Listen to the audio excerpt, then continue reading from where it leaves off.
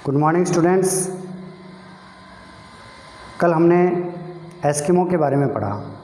आज हम पढ़ेंगे बुशमैन जनजाति के बारे में। बुशमैन लगभग 20,000 वर्षों से अफ्रीका के कालाहारी मरुस्थल में निवास करते हैं। इनको कौसोन, रब्बी और बसारवा के नाम से भी जाना जाता है। अभी ये संख्या में केवल 10,000 रह गए हैं, लेकिन पुराने समय में इनकी अच्छी खासी संख्या हुआ करती थी। परंपरागत रूप से ये 20 या उससे कम की संख्या में ही निवास करते हैं, विचरण करते हैं। सामान्यतः इनके कुनबे में, इनके परिवार में 20 से ज़्यादा संख्या नहीं होती। इनकी हाइट कम होती है और निग्रिटो प्रजाति के समरूप होते हैं। इनके जबड़े तथा मोटे होठ बाहर निकले हुए नहीं होते हैं। इनकी आँखें चौड़ी नहीं होती। निवास क्षेत्र की बात करें तो अफ्रीका महाद्वीप में 18 डिग्री दक्षिणी अक्षांश से 28 डिग्री दक्षिणी अक्षांश तक 24 डिग्री दक्षिणी अक्षांश तक ये बेचुआन लैंड में रहते हैं। पशुजनित भोजन की आपूर्ति में यह प्रदेश अधिक घना है। आज बुशमैन मुख्यतः कालाहारी मरुस्थल और दक्षिणी पश्चिमी अफ्रीका के उपोष्ण घास के मैदानी भागों में फैले हुए हैं। ये दक्षिणी अफ्रीका, बोत्सवाना, नामीबिया, अंगोला देशों में निवास करते हैं। कालाहारी मरुस्थल का धरातल ऊबड़ खाबड़ है। यहाँ की जलवायु अर्ध उष्ण कटिबंधीय है। यहाँ वर्षा कम होती है। वर्षा का औसत 25 सेंटीमीटर से भी कम होता है। तापमान पूरे वर्ष अधिक रहता है, परंतु रातें अपेक्षाकृत ठंडी होती हैं। यहाँ ग्रीष्मकाल लंबा और शीतकाल बहुत कम अवधि का होता है। बुशमैन निवास क्षेत्र में घास के मैदान और कंटीली झाड़ियाँ पाई जाती हैं।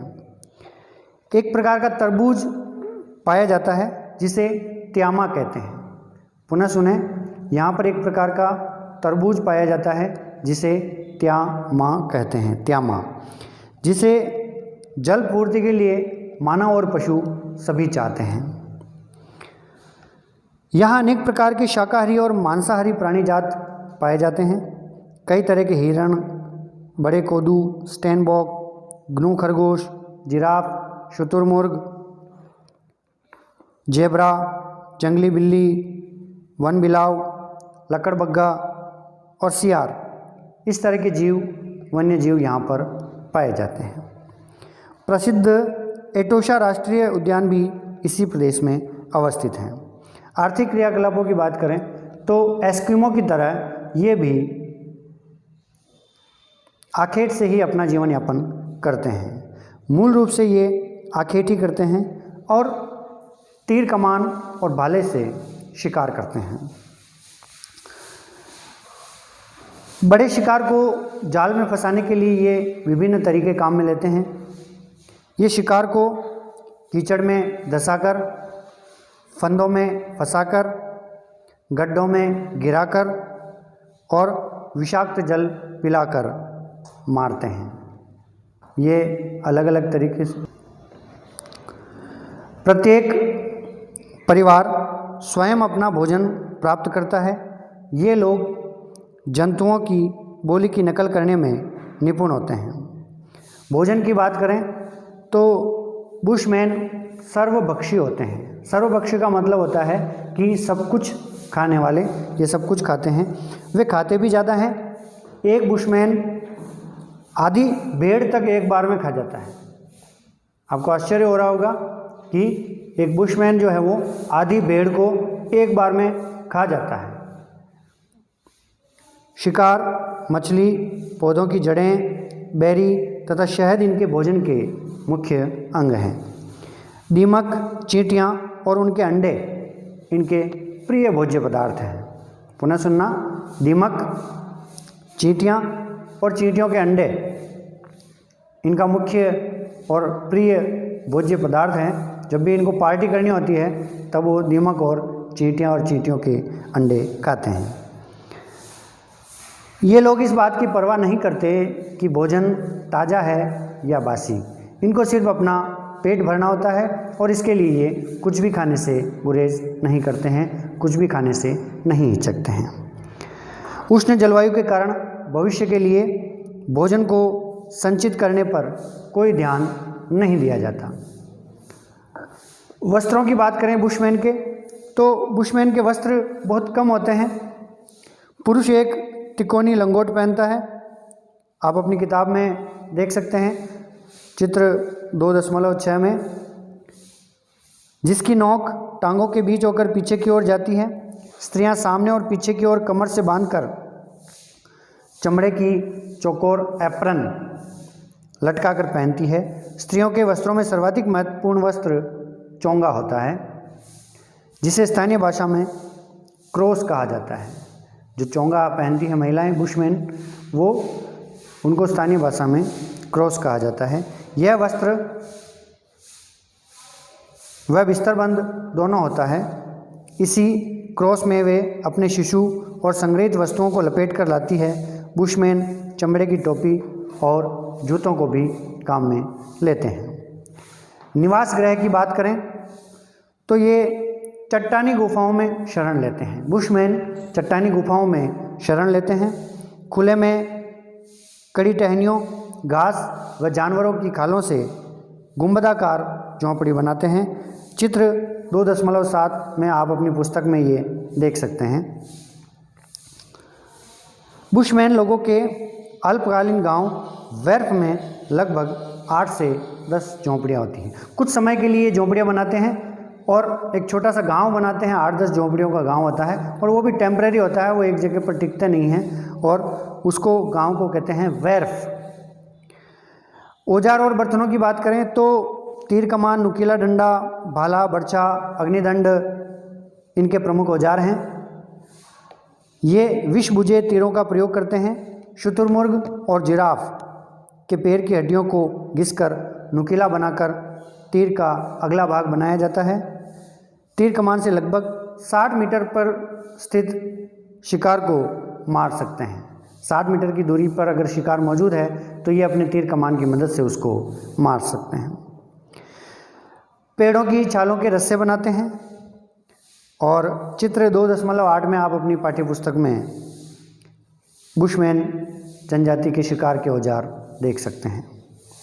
इनके पास बर्तन बहुत कम होते हैं, क्योंकि ये संग्रह करने में विश्वास नहीं करते, भविष्य के लिए बचा कर नहीं रखते हैं। अगर इनको एक भेड़ मिली है तो वो उसी एक भेड़ को खा लेते हैं।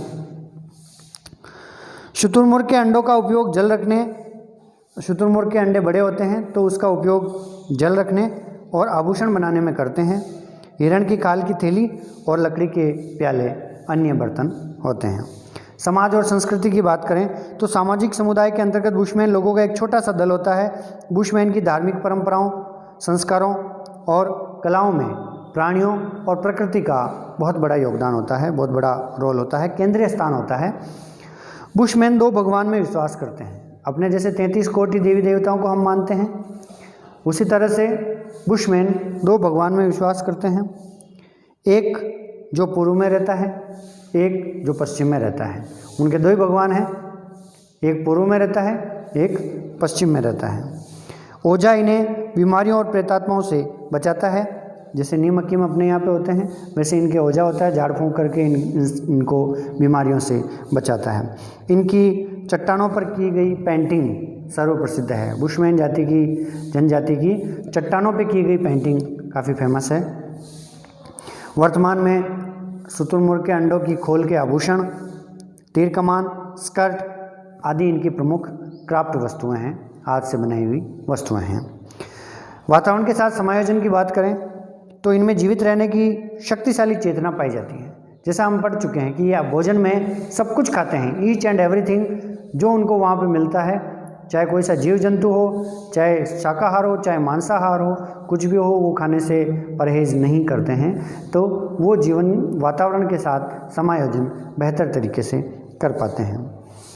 थोड़ा सामान, कम बच्चे और अपने सामान के बंटवारे के कारण ये लोग घूमते रहने की अबाधित स्वतंत्रता का उपयोग करते हैं। इनके बच्चे कम होते हैं, सामान कम होता है और एक स्थान से दूसरे स्थान पर ये आज़ादी के साथ आ जा सकते हैं। अकाल के समय बुशमैन स्त्रियां गर्भ धारण करना बंद कर देती हैं। ये एक, भले ये शिक्षित नहीं है, पढ़े लिखे नहीं है, लेकिन ये एक समझदारी का काम करते हैं कि अगर अकाल है, क्योंकि जब खुद ही कलेक्ट करके खा रहे हैं और अकाल में भोजन कम मिलता है, ऐसे समय में बच्चों को वो भोजन कैसे कराएंगे, तो इस बात का ध्यान रखते हुए अकाल के समय में ये गर्भ धारण नहीं करती। शिकार करते समय शिकार किए जाने वाले पशुओं की जातियों की मादा एवं अल्पवयस्कों को हानि न पहुंचाने का ध्यान रखते हैं। ये भी एक अच्छी बात बुशमैन में पाई जाती है। जैसे अपनी भारतीय संस्कृति में हम जैसे रामायण महाभारत भी देखते हैं, युद्ध वगैरह देखते हैं, तो उनमें हम पढ़ते हैं, सुनते हैं, देखते हैं कि महिलाओं पर अस्त्र नहीं उठाया जाता है, महिलाओं का सम्मान किया जाता है। तो यहाँ पर भी ये जीव जंतुओं का शिकार करते हैं, लेकिन उसमें एक चीज़ का ध्यान रखते हैं कि अगर वो शिकार मादा है तो उसका शिकार नहीं करते हैं, और अगर वो छोटा बच्चा है, जैसे हिरण का छोटा बच्चा है, तो वो उसका शिकार नहीं करेंगे। ये लोग अग्नि जलाने के लिए कम से कम ईंधन का उपयोग करते हैं। ये अच्छी बात हम बुशमैन से सीख सकते हैं कि जितनी आवश्यकता है उतने ही ईंधन का ये प्रयोग करते हैं। आज हम अपने विद्यालय में घर पे लाइट जलती रहती है, अपने को लगता है कि जलती रहेगी, स्कूल में जल रही है तो सरकार की जल रही है, घर पे जल रही है तो हम पैसे दे रहे हैं, लेकिन ये ईंधन को हमें बचाना चाहिए। बुशमैन से हम ये सीख सकते हैं कि ईंधन का कम से कम हम प्रयोग करें। शिकार किए गए पशु के प्रत्येक भाग को काम में लेते हैं। इससे भी हम सीख सकते हैं कि हम भोजन करते हैं, जूठा छोड़ देते हैं और फेंकते हैं, तो कहा भी जाता है कि उतना ही लो थाली में, व्यर्थ न जाए नाली में। तो जितना हम बचाएंगे उतना वो अपने ही काम में आएगा, इसलिए जितना आवश्यक है उतना ही उपयोग करना चाहिए। तो बुशमैन जनजाति जो है वो भोजन जितना है वो पूरा का पूरा काम में लेते हैं, उसको कोई वेस्ट नहीं करते हैं, फेंकते हैं, क्योंकि फेंकते नहीं है, क्योंकि उनको बहुत मुश्किल से ये मिलता है। संक्षेप में कहा जा सकता है कि बुशमैन लोगों ने अपने प्राकृतिक वातावरण के साथ बहुत अच्छा समायोजन कर रखा है, क्योंकि ये प्रकृति की चिंता करते हुए काम करते हैं, इसलिए कहा जा सकता है कि इन्होंने प्रकृति के साथ बहुत अच्छा समायोजन किया हुआ है। आधुनिक संस्कृति से संपर्क। वर्तमान में बुशमैन जनजाति के लोगों की जीवन शैली पर बाह्य संस्कृति का प्रभाव पड़ रहा है। आजकल ये आखेट के साथ साथ जल स्रोतों के निकट आदिम निर्वाह कृषि करने लगे हैं। ये लोग स्थानीय व्यापारियों के साथ वस्तुओं का विनिमय भी करते हैं। इनके पहनावे में भी भारी बदलाव आया है। मोटू, हॉटेंटोट एवं यूरोपीय लोगों के आक्रमणों से बुशमैन लोगों की संख्या निरंतर घटती जा रही है और आवास क्षेत्र संकुचित होते जा रहे हैं। कल हमने एस्किमो के बारे में पढ़ा, आज हमने बुशमैन जनजाति के बारे में पढ़ा।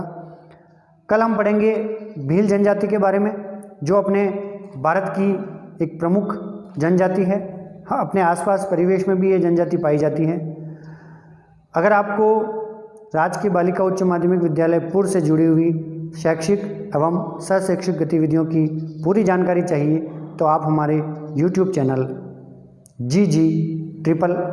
GGSS पुर को लाइक करें, सब्सक्राइब करें, उसके बेल आइकन को दबाएं ताकि आप अधिक से अधिक सूचनाएं प्राप्त कर सकें। आज हमने पढ़ा जनजातियों के बारे में, कल भी ये लेसन जारी रहेगा। जुड़े रहिए हमसे, पढ़ते रहिए। आपकी अपनी भूगोल। Thank you very much.